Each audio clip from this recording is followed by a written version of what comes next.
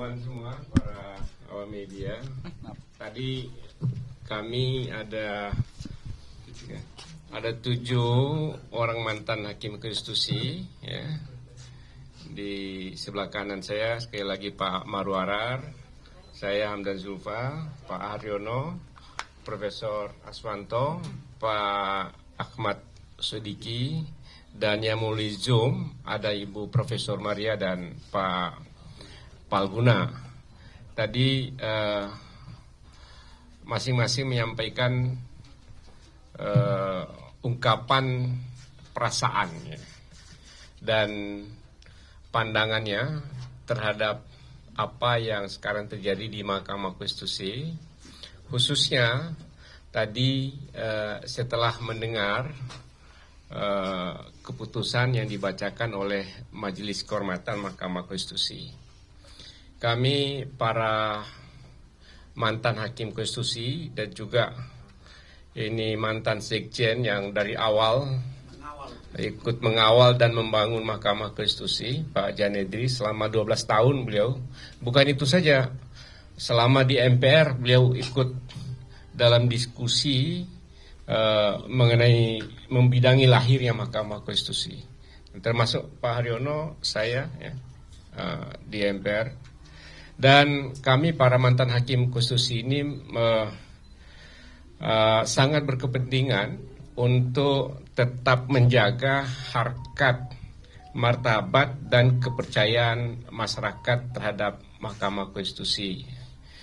Ya, karena Mahkamah Konstitusi ini adalah sebuah lembaga negara, lembaga peradilan yang sangat penting, ya, yang dilahirkan oleh reformasi dalam mengawal kehidupan demokrasi dan konstitusi di Indonesia. Putusannya final dan mengikat, jadi luar biasa. Kami tadi semua mengungkapkan rasa prihatin, ya, setelah mendengarkan putusan MK.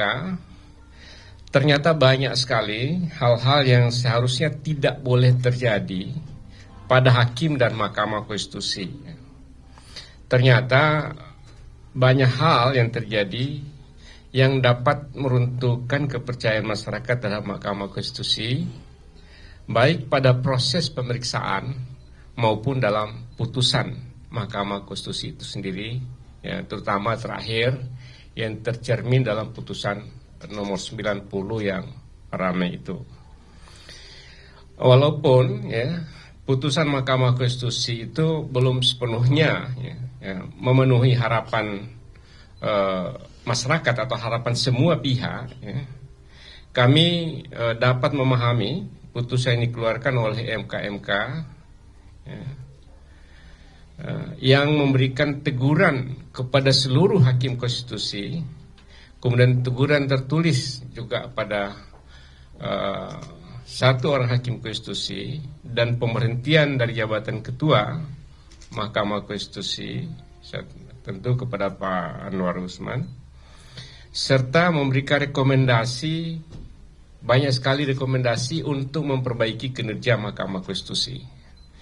Kami berharap mudah-mudahan putusan MK dan rekomendasi-rekomendasi yang diberikan dapat dijalankan sebaik-baiknya oleh Mahkamah Konstitusi untuk menjaga, untuk mengembalikan marwah, martabat, serta kepercayaan masyarakat terhadap Mahkamah Konstitusi, terlebih lagi dalam menghadapi persisian hasil pemilu yang akan datang, yang pasti akan terjadi. Setiap agenda 5 tahunan pasti persisian hasil pemilu itu masalah yang sangat krusial yang harus diputuskan terakhir oleh Mahkamah Konstitusi.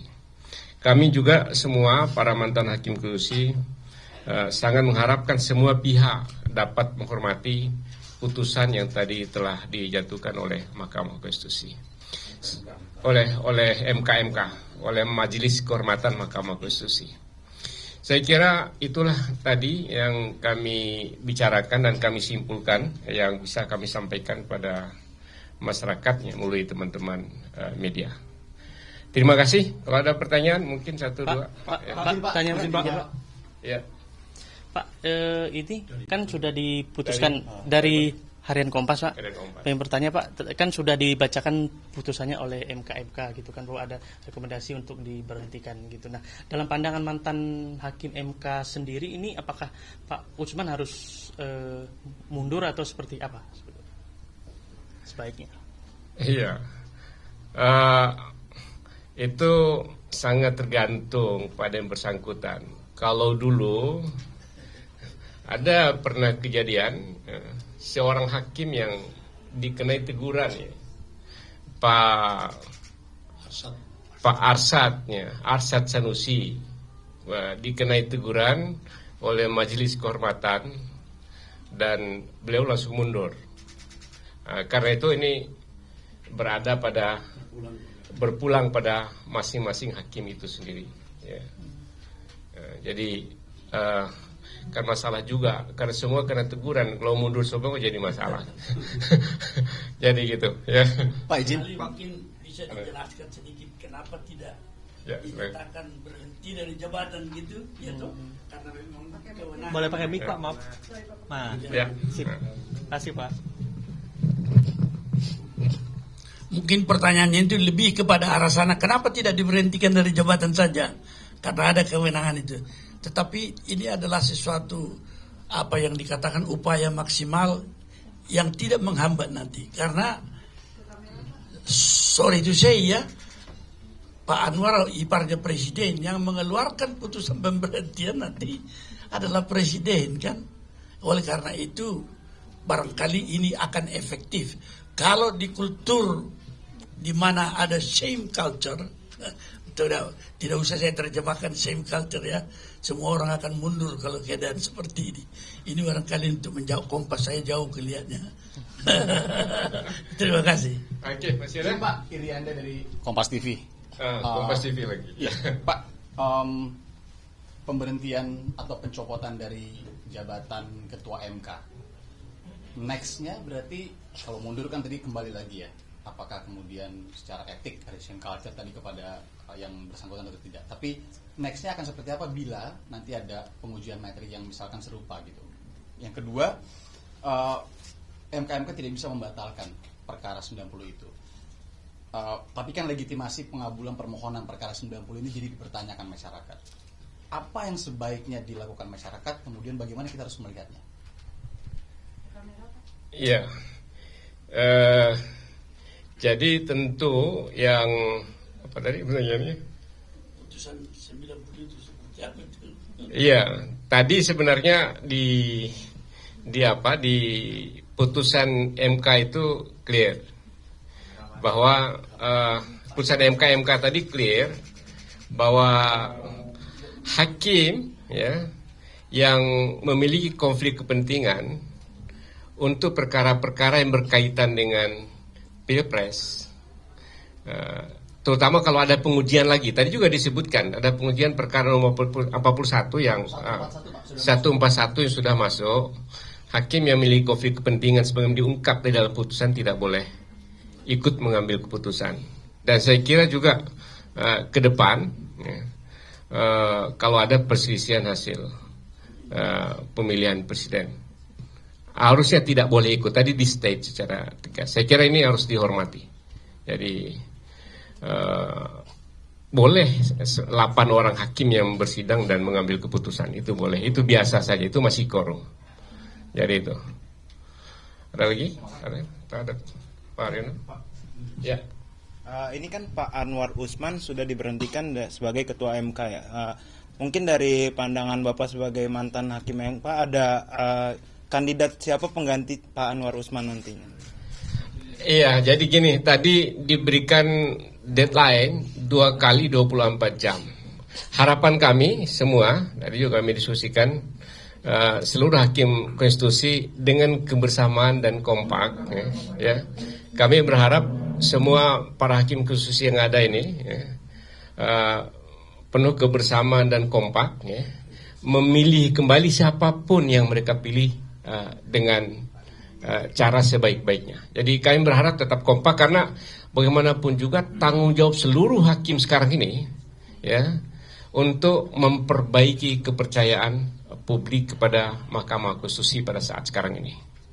Jadi itulah harapan kami. Jadi, dalam waktu 2 hari ini kami berharap betul bahwa proses pemilihan dilakukan dengan sebaik-baiknya, tentu dengan penuh kebersamaan, hilangkan mungkin ada perbedaan yang ada. Ini proses biasa, ini penggantian pemilihan ketua MK selama ini berjalan biasa saja, dan habis pemilihan itu kompak, dan itu harapan kami. Jadi agar semua kepercayaan publik pada MK dengan kebersamaan dari para hakim dan juga seluruh jajaran di MK dapat bekerja sama dengan sebaik-baiknya dalam membangun kembali cipta dan martabat MK pada saat sekarang ini.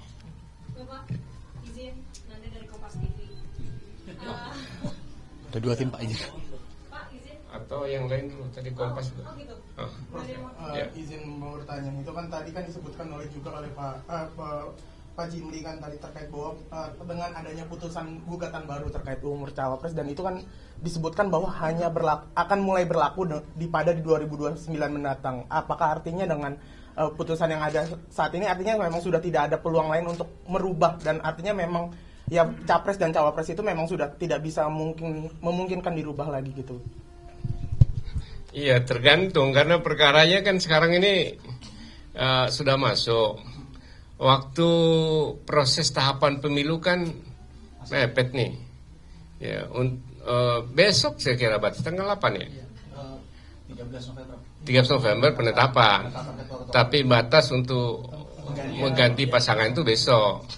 Jadi kalau diputuskan malam ini mungkin saja kan. Kalau tapi kan tidak mungkin kalau putusan setelah melewati tahapan itu mempengaruhi. Jadi nggak mungkin putusan MK yang sudah melewati tahapan mempengaruhi proses yang sudah berjalan. Tidak boleh berlaku surut. Jadi apapun putusannya kita juga nggak tahu. Mungkin juga tetap atau mungkin juga berubah.